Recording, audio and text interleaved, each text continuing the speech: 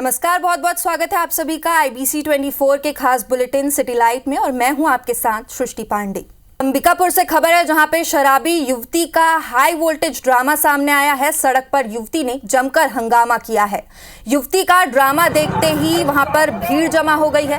हंगामा करते video viral हो रहा है। दरिमा रोड के ग्राम खाला की ये पूरी घटना है। तस्वीरें हम आपको दिखा रहे हैं जहां पे सड़क पर युवती ने हाई वोल्टेज ड्रामा क्रिएट किया है। ड्रामा देखते ही वहां पर भीड़ जमा हो गई।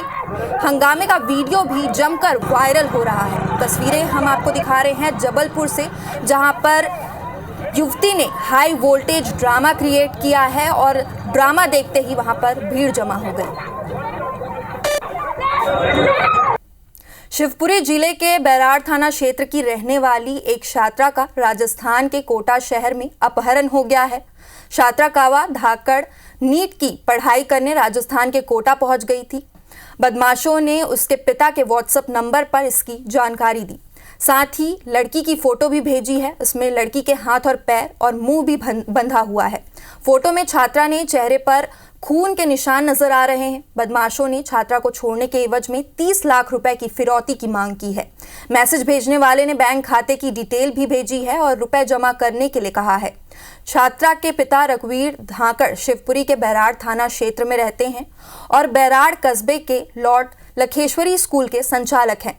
वहीं मामले को लेकर कोटा पुलिस जांच में जुट गई है। पुलिस सुबह छात्रा के पिता को कोचिंग इंस्टीट्यूट लेकर गई। इंस्टीट्यूट ने छात्रा का रजिस्ट्रेशन होने से इनकार कर दिया। हालांकि ग्वालियर आईजी का कहना है कि जल्द ही किडनैपिंग का खुलासा किया जाएगा। इधर मामले को लेकर केंद्रीय मंत्री ज्योतिरादित्य सिंधिया ने राजस्थान सीएम से बात की है और राजस्थान पुलिस से बच्ची को वापस लाने का आग्रह किया है।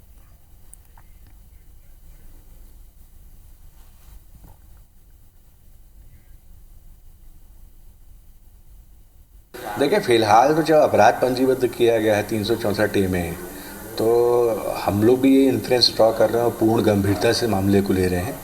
और फिलहाल घटनाक्रम जो बताया गया उसको उसी रूप में रजिस्टर कर लिया गया है।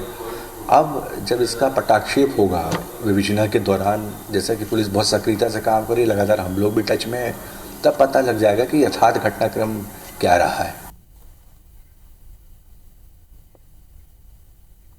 महादेव सट्टा ऐप मामले की जांच में कई बड़े खुलासे हुए हैं। जांच में खुलासा हुआ है कि विभिन्न देशों से महादेव ऑनलाइन बुक गेमिंग सट्टेबाजी ऐप के साथ साथ कई अन्य सट्टा ऐप के संचालन को बनाने में जर्मन टेक्नोलॉजी का उपयोग किया गया है। जानकारी के अनुसार मुख्य प्रमोटरों को छुपाने के लिए साजिश के तहत कुछ प्यादों को फंसाया गया है। सट्टा किंग और महादेव सट्टे का मेन ऑपरेटर गिरीश तलरेजा को भोपाल से गिरफ्तार कर लिया गया है। वहीं रतनलाल फरार है। सट्टे में एक विदेशी आका भी है। जानकारी निकलकर सामने आ रही है कि ये जर्मन नागरिक बताया जा रहा है, जो न केवल ऐप की प्रोग्रामिंग का मास्टरमाइंड है, बल्कि महादेव सट्टे के प्रमुख प्रमोटरों में से एक है। सूत्र बता रहे हैं कि ईडी वर्तमान में जर्मन नागरिक को उसके गृह देश और अन्य विदेशी संस्थाओं में धन के हस्तांतरण की जांच कर रही है। ईडी सूत्रों के मुताबिक महादेव ग्रुप 3 स्तरों पर काम करता है। गिरीश तलरेजा और सूरज चौखानी, इनसे इनके स्टेटमेंट रिकॉर्ड किए गए और स्टेटमेंट रिकॉर्ड करने के बाद ये ऐसा हमने पाया कि जो एविडेंसेस हमारे पास अवेलेबल हैं वो एविडेंसेस के परे जाकर वो लोग अपना बयान दे रहे हैं। लेकिन ये लोग जो हमारे पास अवेलेबल एविडेंसेस है उसके ठीक विरोध में बातें इन्होंने बताई और इस वजह से चूँकि हमें दिखा कि भाई जो तथ्य हमारे पास ऑलरेडी उपलब्ध हैं, जो इनसे जुड़े हुए हैं, इनसे परे जाकर ये लोग बात कर रहे हैं, तो इनको अरेस्ट करने की जो है नौबत आन पड़ी। इधर यात्री ट्रेनों के लगातार रद्द होने के मामले में बिलासपुर हाईकोर्ट ने कड़ी टिप्पणी की है। सुनवाई के दौरान कोर्ट ने कहा है कि जब मालगाड़ियों को चलाया जा रहा है तो यात्री ट्रेन ही क्यों रद्द किए जा रहे हैं। कोर्ट ने केंद्र शासन को रेलवे बोर्ड से इस बारे में जानकारी प्रस्तुत करने के भी निर्देश देते हुए अगली सुनवाई 21 मार्च को निर्धारित की है। आपको बता दें कि यात्री ट्रेनों के लगातार रद्द होने पर यात्रियों को हो रही परेशानी पर कमल कुमार दुबे ने हाईकोर्ट में एक जनहित याचिका दायर की है। याचिका में सुनवाई के दौरान चीफ जस्टिस और जस्टिस रविंद्र कुमार अग्रवाल की डिवीजन बेंच ने सुनवाई के बाद इसे गंभीरता से लिया है। कोर्ट ने कहा है कि ट्रैक पर काम चलता है तो मालगाड़ियां कैसे निकल रही हैं। हाई कोर्ट ने कहा कि ऐसी क्या वजह है कि यात्री गाड़ियां अचानक बड़ी संख्या में रद्द की जा रही हैं। रेलवे की ओर से केंद्र शासन के वकील ने कहा है कि रेलवे ट्रैक का उन्नयन और अन्य काम चल रहे हैं, इसी कारण गाड़ियां रोकनी पड़ती है। कोर्ट ने इस पर पूछा कि उसी ट्रैक पर मालगाड़ी कैसे चलाई जाती है। रेलवे की ओर से इसका कोई समुचित जवाब नहीं दिया जा सका। कोर्ट ने इस पर विस्तृत जवाब देने के निर्देश दिए हैं।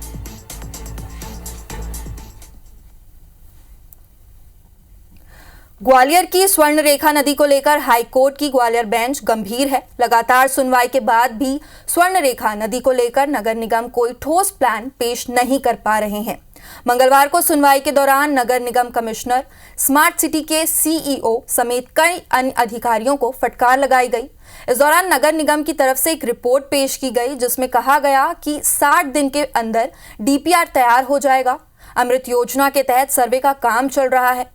बता दें कि पिछली सुनवाई में यह समय 40 दिन का बताया गया था और 8 दिन में सर्वे होने की बात कही गई थी। वहीं डिविजनल बेंच ने सुनवाई करते हुए कंसल्टिंग एजेंसी को अगली तारीख पर पेश होने के लिए कहा है। अगली सुनवाई 4 अप्रैल को होगी।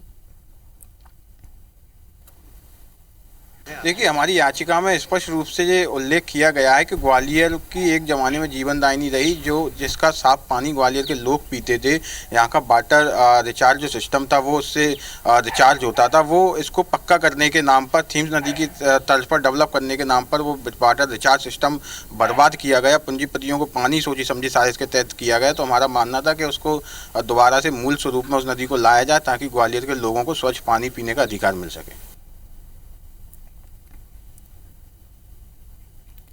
मध्य प्रदेश सरकार के पूर्व मंत्री और भाजपा के दिग्गज नेता गौरीशंकर बिसेन को जबलपुर हाईकोर्ट से झटका लगा है। हाईकोर्ट ने गौरीशंकर बिसेन के खिलाफ मानहानि की कार्रवाई पर रोक लगाने से इनकार कर दिया है। गौरीशंकर बिसेन ने अपने खिलाफ ट्रायल कोर्ट में जारी मानहानि के मुकदमे को हाईकोर्ट में चुनौती दी थी, लेकिन जबलपुर हाईकोर्ट ने उनकी याचिका को खारिज कर दिया है। बिसेन के खिलाफ पन्ना जिला सहकारी बैंक के पूर्व अध्यक्ष और भाजपा के ही नेता संजय नगायच ने मानहानि का मामला दर्ज करवाया था। इसमें उन्होंने कहा था कि बिसेन ने एक सार्वजनिक कार्यक्रम में उन्हें चोर कहकर उनकी मानहानि की है। इसी मुकदमे पर रोक लगवाने की मांग करते हुए गौरीशंकर बिसेन हाईकोर्ट पहुंचे थे, लेकिन कोर्ट ने उन्हें राहत देने से इनकार कर दिया है। गौरीशंकर बिसेन जी का पन्ना जिले में दौरा हुआ था। वहां की स्थानीय राजनीति सामंतवादियों के दबाव में उन्होंने मेरा सार्वजनिक अपमान करते हुए, उसके बाद मैंने मानहानि का प्रकरण पन्ना के न्यायालय में दर्ज कराया था और कोर्ट में गौरीशंकर बिसेन जी के मिले स्टे को वैकेट करते हुए, उनकी याचिका खारिज करते हुए न्यायालय में मामला चलाने का आदेश पारित किया है। कोरबा महापौर राजकिशोर प्रसाद की मुश्किलें बढ़ने वाली है। दरअसल नगरीय निकाय चुनाव के दौरान राजकिशोर प्रसाद ने जिस जाति प्रमाण पत्र को प्रस्तुत किया था वो प्रमाण पत्र फर्जी साबित हुआ है। लिहाजा विभाग ने उनका जाति प्रमाण पत्र शून्य घोषित कर दिया है। इस फैसले को कोरबा नगर निगम के नेता प्रतिपक्ष हितानंद अग्रवाल ने स्वागत किया है। इस मामले में प्रतिक्रिया देते हुए नेता प्रतिपक्ष हितानंद अग्रवाल ने कहा है कि अनुभागीय अधिकारी राजस्व के जारी आदेश में कहा है कि तहसीलदार कोरबा ने 5 दिसंबर 2019 को अनुमोदित अस्थायी जाति प्रमाण पत्र को प्रथम दृष्टया संदेहास्पद और कपट पूर्वक प्राप्त किया गया है।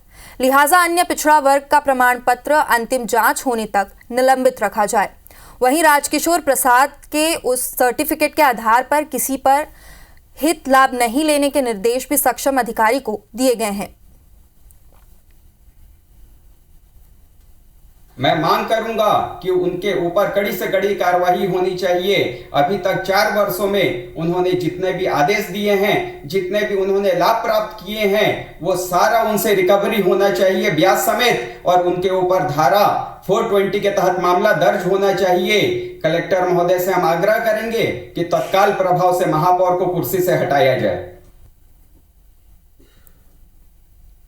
इंदौर में कांग्रेस की तरफ से अभी तक लोकसभा का टिकट तय नहीं किया गया है। उसके पहले ही सोशल मीडिया पर जुबानी जंग शुरू हो गई है।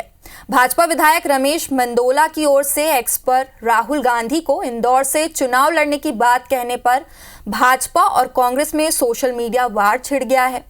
कांग्रेस के प्रदेश प्रवक्ता राकेश सिंह यादव ने कहा कि भाजपा विधायक का दर्ज जायज है। जनता ने लगातार जीत दी है, लेकिन भाजपा ने मंत्री पद नहीं दिया, इसलिए उन्हें बार बार राहुल गांधी की याद आ रही है। वहीं बीजेपी प्रदेश प्रवक्ता नरेंद्र सलूजा ने कहा कि कांग्रेस बुरे दौर से गुजर रही है, इसलिए राहुल गांधी को खुद यहां आकर चुनाव लड़ना चाहिए। बता दें कि भाजपा विधायक रमेश मंडोला ने एक्स पोस्ट में लिखा था कि जितू पटवारी को क्यों इंदौर का बलि का बकरा बनाया जा रहा है। मेरा आग्रह है कि उनकी जगह इंदौर से राहुल जी को टिकट दिया जाए। इंदौर में राहुल गांधी को 7 लाख वोट से हार का उपहार देकर विदा कर दिया जाएगा। और अब इसी पोस्ट पर सियासत भी गरमाई हुई है।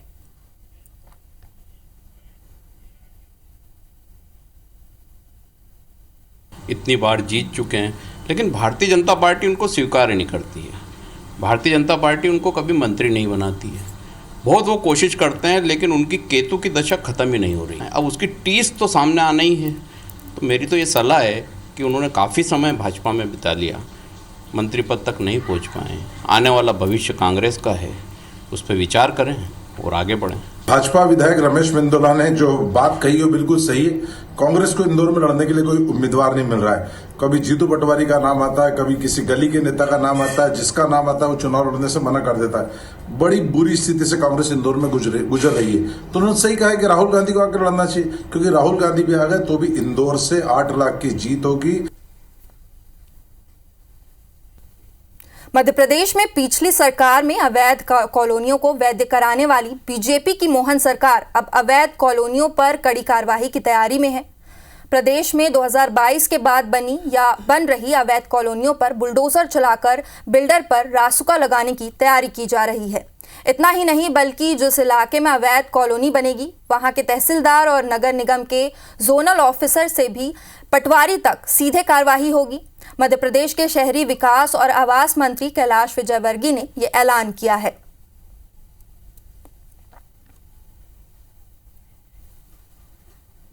अवैध कॉलोनाइजर्स पे हम लोग कार्रवाई कर रहे हैं और अभी जो है हमारे न्यायालय में भी बहुत सारे केस आ गए हैं, तो हम उन पे सख्त कार्रवाई करेंगे और किसी को छोड़ा नहीं जाए। हम लोग जो भी संबंधित धाराएं हैं उनमें कार्रवाई करेंगे। मध्य प्रदेश के शहरों में अवैध कॉलोनियाँ काफ़ी संख्या में बन रही थी। इनको रोकने के लिए हम कड़े कानून बना रहे हैं और जो अवैध कॉलोनी काटेगा उस कॉलोनाइजर के खिलाफ भी व्यक्तिगत रूप से सख्त से सख्त कार्रवाई करेंगे, जिससे कि अवैध कॉलोनियों का निर्माण रुके। छत्तीसगढ़ में मौसम के बदले मिजाज ने किसानों के लिए परेशानी खड़ी कर दी है। प्रदेश में हो रही बारिश और ओलावृष्टि से कई जिलों में फसलें चौपट हो चुकी हैं। प्रदेश की इन 6 तस्वीरों से लगातार हो रही बारिश और उनसे हो रहे नुकसानों को समझा जा सकता है।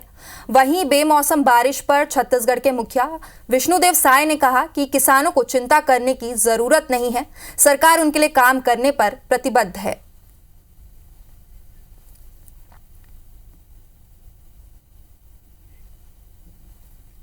जिला मुख्यालय कोंडागांव में लगभग 700 साल से पारंपरिक वार्षिक मेला का आयोजन किया जा रहा है।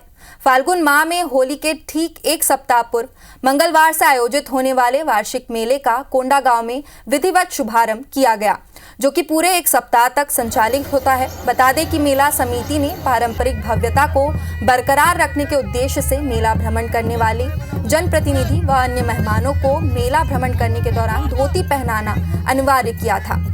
इस अनिवार्यता के चलते मेला में पहुंचे पूर्व मंत्री व पूर्व पीसीसी चीफ मोहन मरकाम, नगर पालिका उपाध्यक्ष जसकेतु उसेंडी समेत समस्त जनप्रतिनिधियों ने पालन करते हुए धोती पहनकर मेले की परिक्रमा की।